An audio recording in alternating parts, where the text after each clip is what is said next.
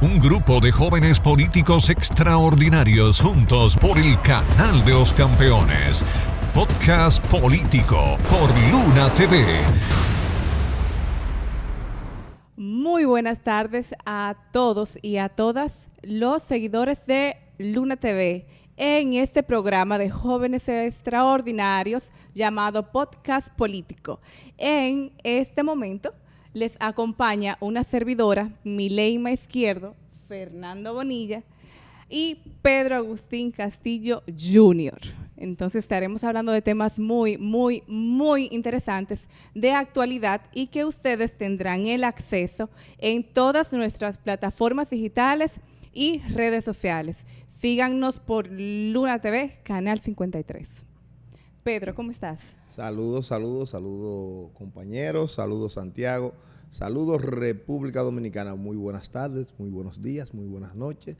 A la hora que usted sintonice este podcast, nosotros le damos la bienvenida para que usted pueda enterarse un poco sobre el ámbito político y el acontecer nacional e internacional sobre la política. Nosotros siempre tratamos de hacer un buen trabajo para llegarle a todos ustedes y hoy estaremos debatiendo de diversos temas que han acontecido tanto en el país como en el mundo. Saludo mi hermano Fernando Bonilla. Buenas tardes, Pedro. Buenas tardes, querida Mileima. Buenas tardes a todos los seguidores de las diferentes redes sociales de Luna TV.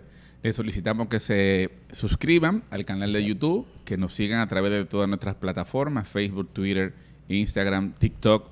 O sea, nosotros estamos en todas partes porque Luna TV es el canal de los campeones y estamos aquí haciendo el intento de dar lo mejor sobre los temas nacionales e internacionales. Bueno, señores, vamos a iniciar el podcast del día de hoy con una noticia que ha consternado el mundo y la vida política, tanto en América Latina como en el mundo, y ha sido el asesinato en el día de ayer de un candidato presidencial en el Ecuador, luego de haber dado unas declaraciones muy fuertes contra el narcotráfico, los corruptos, un comunicador, una persona comunicador de periodismo de investigación que enfrentó varios gobiernos, fue una persona siempre aguerrida, siempre de frente, frontal, y que al salir de una actividad política fue ayer embestido, interceptado, varios disparos, y perdió la vida allá por el Ecuador. Varios grupos se han atribuido la muerte de este candidato presidencial.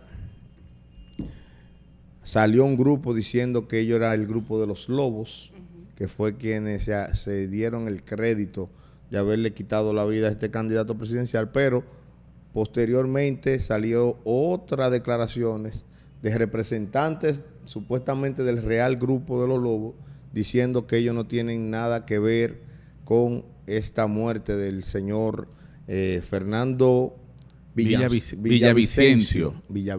Fernando Villavicencio. Lo que sí es que América Latina, el mundo, está muy consternado con esto que ha pasado. Hay cosas que han pasado como las declaraciones de Rafael Correa, que por eso a veces uno dice que no se puede hablar mucho, porque él hizo incluso un spot en el cual decía que la venganza será contundente. Eso seguro en el calentón de la campaña electoral. En el calentón de la campaña. Pero mira lo que ha pasado. Pero ya él es motivo de ser investigado. ¿Por qué? Porque el señor Villavicencio fue un contendor muy aguerrido contra él, que hablaba de corrupción, de los hechos que había hecho administrativos, de todo, siempre era crítico. ¿Entiendes? Entonces, ya él es motivo de investigación. Y se han ido por muchas aristas, tanto por el área de los narcotraficantes, viene una banda y se atribuye a que ellos fueron los de la muerte. Se habla de que hay los opositores, aunque hay que resaltar que él no era uno de los principales contendores. Él estaba en cuarto lugar en las encuestas. Estaba entre cuarto, quinto lugar entre los contendores, pero fue muy aguerrido y siempre, incluso le recomendaron de que tenía que tener más protección.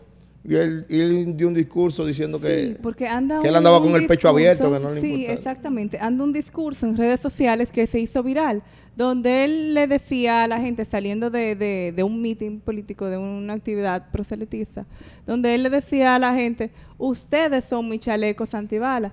Lo que da a entender o a imaginar, a pensar que quizás y él lo vio venir, lo sospechaba, tenía la sensación de que podrían asesinarle justamente ese día, porque qué casualidad, pedirle que se ponga un chaleco antibalas y él decir que no, y decirle a la gente, ustedes son mi protección, y saliendo del evento, ahí mismo le quitaron la vida. Es que realmente ahí el tema de la seguridad falló. Yo anoche duré 4 horas mirando Twitter y eso era botando chispas por todos lados. O sea, partidarios del candidato Villavicencio y sectores políticos a nivel internacional que son de la ala conservadora al cual él pertenecía, acusaban a Correa y el correísmo negaba el asunto. O sea, se veía que pedían explicación por qué diferentes presidentes de América Latina no se habían pronunciado. Entonces yo digo, ven acá, no pueden caer en una guerra de echarse la culpa o no. Lo que hay que decir que la seguridad falló, porque a él le recomendaron que usara el casco protector, perdón, el chaleco antibala, pero que también reforzara la seguridad y que anduviera en un vehículo blindado. Entonces, al terminar la actividad, un general que lo acompañaba a él salió por la parte trasera del edificio en un vehículo blindado y él decidió salir por el frente y lo monta en una camionetica y Isuzu Dimas. Entonces la seguridad, si tú te das cuenta, no cubre toda la parte del vehículo, sino que le abren la puerta y él entra. Entonces los disparos vinieron del lado detrás del chofer y ahí fue que se armó la balacera. Entonces, aportando un poquito al tema de lo que ha pasado allá, un hecho lamentable que toda la clase política nacional e internacional debe de repudiar, no es la primera vez que eso ocurre en América Latina. Recordemos lo que ocurrió en Colombia en las elecciones presidenciales, que la campaña inició en el 88, pero fue en el 91 que se pudieron celebrar elecciones, porque en ese proceso electoral en Colombia asesinaron 3 candidatos presidenciales. Luis Carlos Galán, que era el candidato que iba puntero por el Partido Liberal. Eso fue en el año 89. También murió Bernardo Jaramillo, de la Izquierda Unión Patriótica, de la UPA. Eso ocurrió el 22 de marzo de 1990.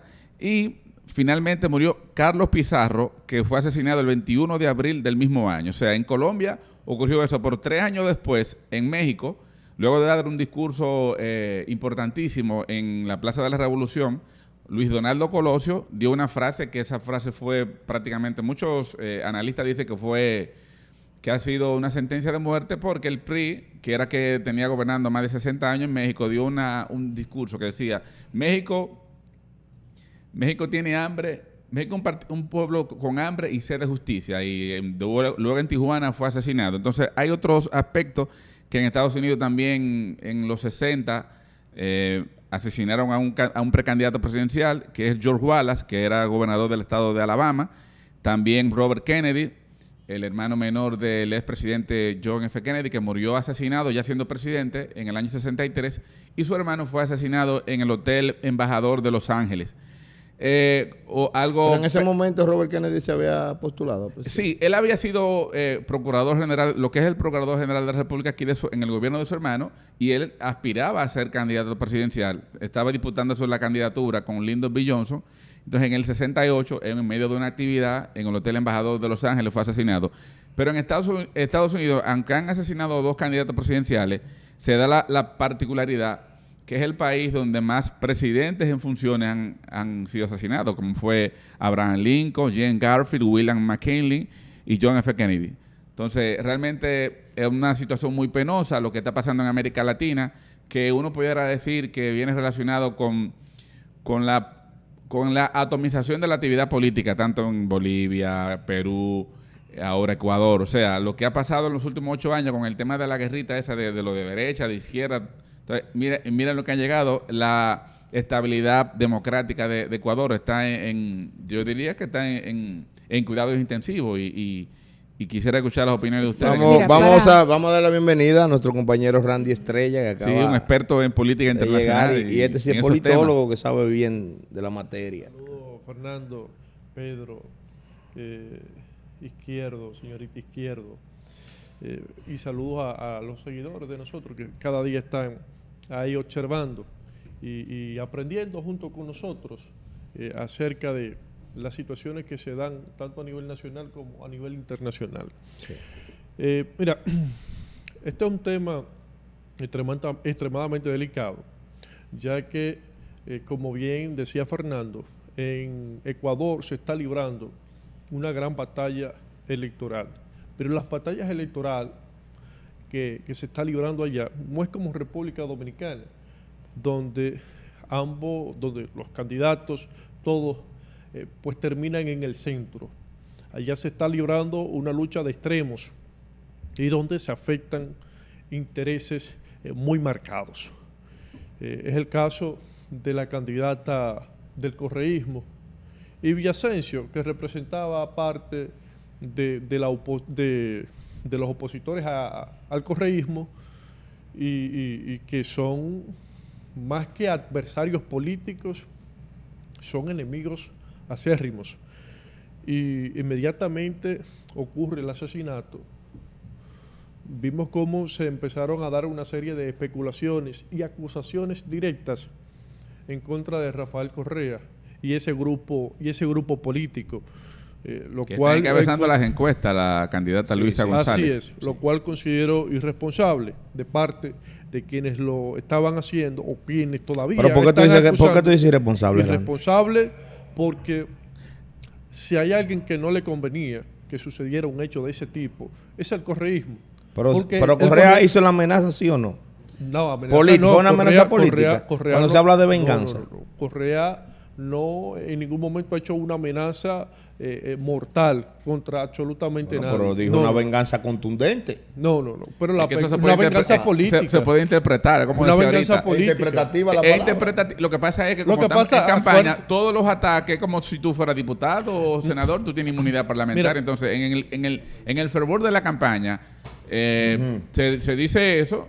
Entonces, mira lo que ocurre. Eso no puede... No tiene nada que ver. Como dice Randy, y para que Randy continúe con su tema, es irresponsable, yo diría, decir que fue tal cosa. Entonces, lo que hay que pedir es una investigación tanto del gobierno y de las instituciones que intervengan en el proceso electoral para que se dé con los responsables materiales y si lo hay intelectuales de la muerte del candidato presidencial Villavicencio. Continúa, Randy. Mira, entonces, como iba diciendo, entiendo que es irresponsable y que lo que se debió pedir desde un principio, primero condenar el hecho y segundo, pedir una investigación profunda del caso para ver quién fue que provocó la muerte y de manera intelectual, quién envió a esa persona a que se asesinara a Villasencio. Villasencio era primero fue periodista muy destacado de Ecuador y siempre caracterizado por ser confrontativo y hasta cierto punto le gustaban los problemas. Las declaraciones extremadamente frontales, siempre, especialmente cuando se trataba del correísmo. Tanto así que la relación que se fue formando entre él y Rafael Correa en términos políticos fue siempre de irse a los tiros, no de forma literal. No, de hecho, literal. Para que nos vayamos a la pausa, de hecho, mientras Correa fue presidente, Villavicencio denunció más de 260 casos de corrupción. Supuestos actos de corrupción. Bueno, supuesto acto de corrupción. Es que él era el Nuria y el Alicio Ortega de allá. Fue diputado y murió siendo senador de la República. Entonces, ¿qué pasa? En los últimos 2 años de Rafael Correa, él fue sentenciado a 18 meses de prisión y salió corriendo y se fue para la selva, en un lugar inhóspito donde nadie podía entrar y volvió de la selva cuando ya Correa había salido de la prisión. Ese hecho tan lamentable. Para culminar la idea, quiero traerlo a la República Dominicana. Pero primero, quiero destacar que ayer también fue asesinado un hombre que amenazó al presidente John Biden con asesinarlo. En Utah fue eso. El FBI lo asesinó, lo ejecutó. Biden iba para allá, amenazó de que iba a asesinar al presidente y el FBI lo ejecutó. Eso es importante, traer este caso a colación en conjunto con lo que ocurrió en Ecuador, porque en la República Dominicana hemos visto cómo hace unas semanas atrás se creó una epidemia de personas, de loco viejo, vamos a llamarlo, que empezaron a amenazar al presidente de la República y se empezaron a tomar medidas con relación a eso. Y vimos cómo opositores empezaron a decir que era una medida drástica y que esto es una dictadura. No se trata de dictadura, se trata de proteger al presidente de la República. Si Leonel Fernández está en peligro, a Leonel Fernández hay que buscarle protección. Si Danilo Medina está en peligro, hay que buscarle protección. Si Abel Martínez está en peligro, hay que buscarle protección. Y que el presidente de la República, que es sobre quien descansan los intereses de la República Dominicana en sus hombros, pues definitivamente va a tener mucho más adversarios de todo tipo. Por tanto, al presidente de la República hay que protegerlo y cuando se toman este tipo de medidas, luego de recibir amenazas, la oposición no puede entrar en el juego y crear la campaña de que estamos en una dictadura ni nada de eso. No, al presidente hay que protegerlo y cuando cualquier persona, no importa quién sea, amenaza al presidente, hay que tomarlo en serio. Sí, pero porque puede llevar a cabo la amenaza que está haciendo. Y miremos lo de Utah. Pero que tú estás hablando, espérate. Oye, amenazó al presidente de la República. En el caso que tú estás hablando amenazó al presidente de Estados Unidos, John Biden, en el caso que tú estás hablando en cuestión, es amenaza pública en redes sociales y demás, y gente que hace videos, que hace grabaciones. En el caso concreto de Villavicencio, estamos hablando de que el hombre atacó de frente a los corruptos y a los narcotraficantes y decía, incluso están las declaraciones públicas, en las cuales él dijo, yo estoy aquí con el pecho abierto, no tengo chaleco antibalas y estoy listo para enfrentarlo en cualquier terreno que sea, y todo lo que él dijo.